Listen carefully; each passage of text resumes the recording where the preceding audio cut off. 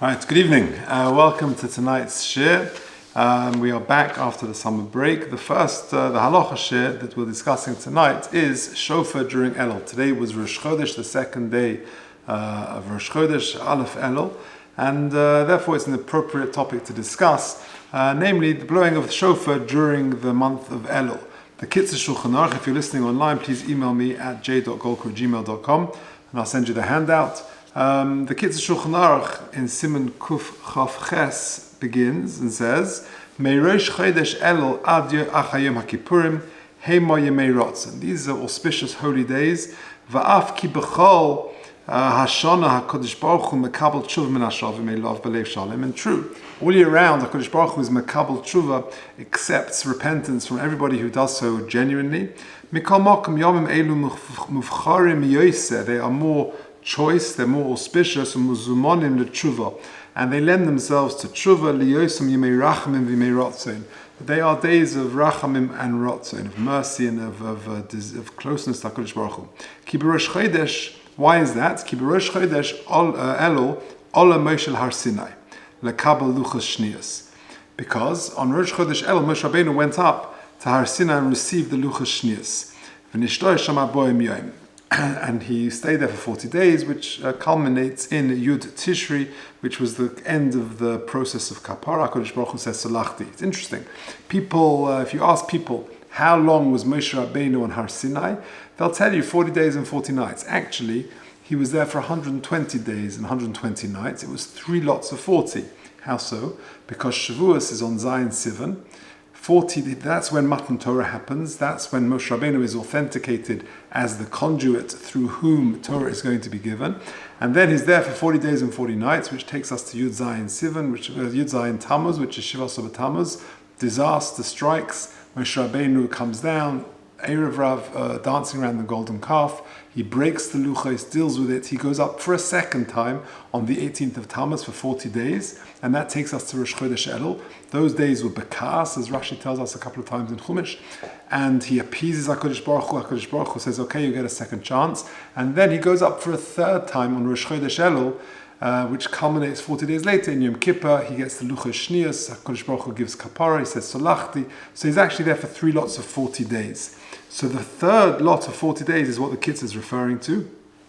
And then, and that's why the Yemei Ratzon and we blow shofar. Now, the first source for blowing the shofar in Elul is actually a Pirkei Rabbi Eliezer. It's an old source, and it's there in the second box over there. If you look at the last line, it says, "Valkein hiskinu chachomim sheyu taikin b'shofar b'Rosh Chodesh Elul b'chol shana v'shana." As a result of what I've just explained, that they were masakin, that they should blow shofar through he says Rosh Chodesh Elul b'chol shana v'shana. The Torah quotes this, and he understands it to mean not just on Rosh Chodesh, but really the whole month. If you look at the next box, quotes the Pirkei Rabbi Eliezer, and then he says, "L'chein hiskinu chazal shetokim b'Rosh Chodesh Elul b'chol shana v'shana v'chol hachodesh," and indeed the entire month. K'dei lahazhir Yisrael sheyasu tshuva. As a reminder, this is the time where we need to start thinking about doing teshuvah. And furthermore, that's one reason. Second of all, Kadei la'arvev ha-sotan, to confuse the sotan, which is a shir in its own right. What exactly does that mean? In other words, he shouldn't think that we should confuse him, that perhaps this is the real tekiyas, but they're not. Says the Torah, that is the practice to blow in the morning and the evening after tefillah. Now that is very interesting, because our practice is not to blow in the evening, although the Ramah does bring it, as we'll see in a moment. If you look at the next box, at paragraph 4, the question is, when do we actually start? Because there are 2 days of Rosh Chodesh. Is it the first day of Rosh Chodesh or the second day? So on one hand, you should say that maybe we should begin yesterday, the first day of Rosh Chodesh, because after all, the whole idea is that just like Moshe Rabbeinu was on Har Sinai for 40 days, well, so too, we need 40 full days. And therefore, if there's only, if Elul was, if you count the 2 days of Rosh Hashanah, if Elul was 29 days, then you need 1 day of Av, and therefore you need, because today is the second day of Rosh Chodesh, it's the first of Elul. Yesterday was the last day of Av. So if Elul is 29 days, then I'm going to need the first day of Av as well.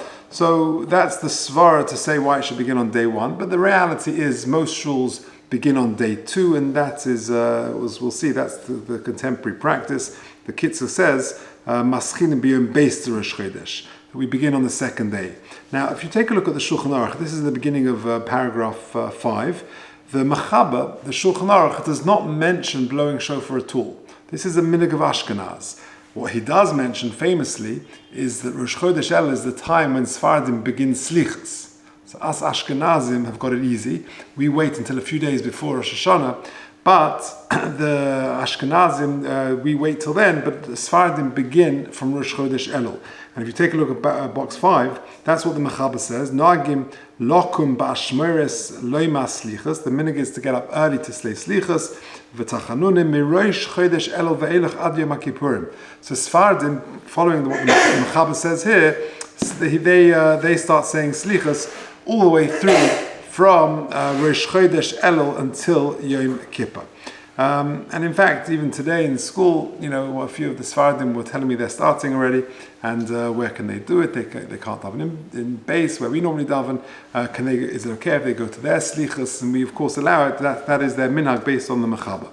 Now the Ramah then carries on and says, this is paragraph 5. This is in Orach Chaim in Tov Kuf Pei Aleph Sif Aleph. Says the Ramah, Mirosh Chodesh ve'elech maschilin niskoya achat tefillah shachris. That's what we've been talking about. Do you start blowing the shofar after Shacharis?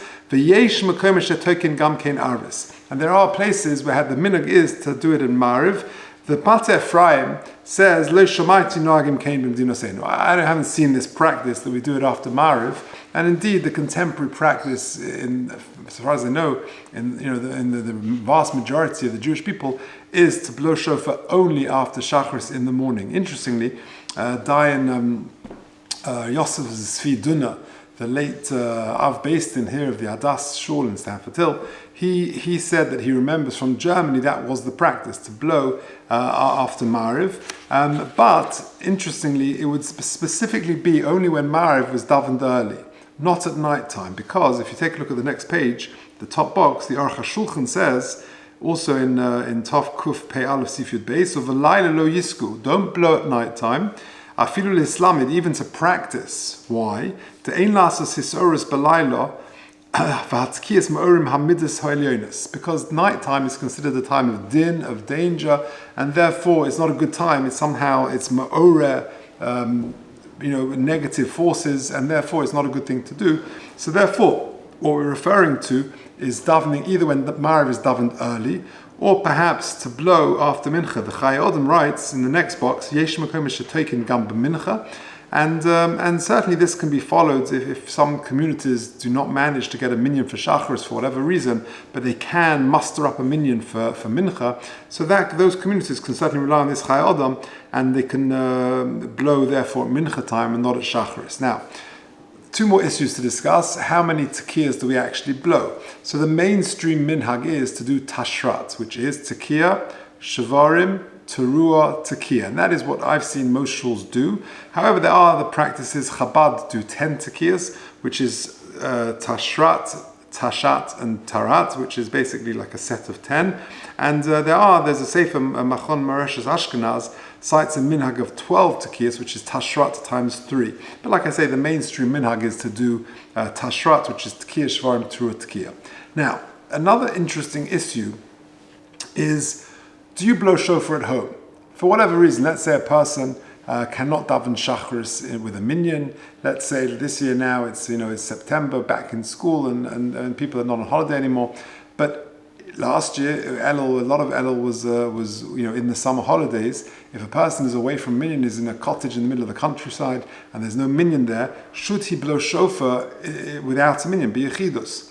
So, or a person is unwell, or whatever it may be. So that is discussed by the Tzitz Eliezer, Dayan Waldenberg, in a Tshuva in Chelik Yud Beis in Siman Memches, and he says that the Shoel asked him the Shoel asked Dayan Waldenberg because he got a psak he heard of a hira'ah from an American Rav that you should blow at home. And he based it on the Magen Avraham. If you can look in the Tshuva, there isn't time, but if you look in the Tshuva, he explains what his diuk is from the Mishnah, from the Magen Avraham. But the Dayan Waldenberg rejects it. The Tzitz Eliezer says, if you look at the penultimate paragraph, Al Kain Nira Li Boror Le'idach Gisa, I actually don't agree with that, and I think this is a custom specifically for a shul or for a community, but not for an individual. Shatakonas Hatkiya Hoiserak B'tzibur V'lo B'yochit, he writes. And the reason is very interesting. To call the tiknu me'ein hamu'ura tiknu. Because why did Chazal Mesake, why did they institute that you blow the shofar during Elul? They did that because it's to commemorate the fact that Moshe Rabbeinu went up for these 40 days from Rosh Chodesh Elul till Yom Kippur. V'takonas hatzakiya hari hoysa b'pnei shekocha hisnagu b'shah she'olam Moshe lahar b'Rosh Chodesh Elul. V'shoma kosuv mefurish, and the pasuk there says she'viru shofar b'machane Moshe ola lahar, that there was a shofar b'machane. Says the Tzitz Eliezer of Machane Pirush B'tzibur, that the shofar was dafka b'tzibur and not b'yechidus v'lo b'yochid, and therefore the Tzitz Eliezer says that the whole takana, the whole institution, is founded on Moshe Rabbeinu's sort of public blowing of the shofar, v'haviru shofar b'machane, which means b'tzibur and not b'yochid. For gamla time, and furthermore, sham shochas atzchir b'kol hachodesh hu k'dei lahazil tshuva. The other reason, of course, is not just to commemorate Moshe Rabbeinu's going up, but also to sort of encourage us, to arouse us to do tshuva. And therefore, that if a shofar blows in the city, and should people not get scared, and therefore that is done in the tzibur, because when do you feel that sort of shudder down your back when you're in the shul and the shofar is blown? There's a certain trepidation, a feeling of awe, but not when you're sitting at your dining room table or in your lounge. And therefore, says Dayan Waldenberg, Yudafka should blow in shul and not at home.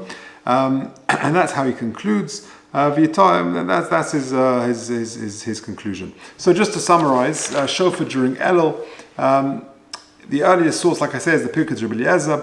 The Torah says, therefore, based on the fact that Moshe Rabbeinu was on Har Sinai for those 40 days and blew the shofar, Havir shofar b'chol hamachane, and therefore we commemorate that by blowing the shofar also b'machane, b'tzibur, in a shul.